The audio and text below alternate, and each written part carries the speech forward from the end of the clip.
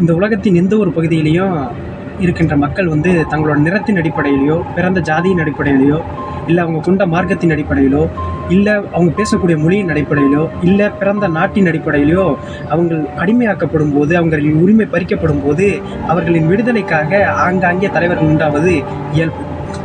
Cuba விடுதலைக்காக உருவான சேகுவாரா போல, இந்திய நாட்டின் விடுதலைக்காக உருவான அண்ணல் காந்தியடிகளைப் போல, தமிழீழத்திற்காக உருவான திரு பிரபாகரன் அவர்களைப் போல, அமெரிக்க நாட்டின் மக்களின் விடுதலைக்காக உருவான திரு ஆபிரகாம் லிங்கனைப் போல, தென்னாப்பிரிக்க மக்களின் நிறவரி கொள்கைக்கு எதிராக போராடி அவர்களின் கருப்பினத்தவர்களுக்கான உரிமையை மீட்டுத்தர உருவானவர் தான் திரு நெல்சன் மண்டேலா அவர்கள்.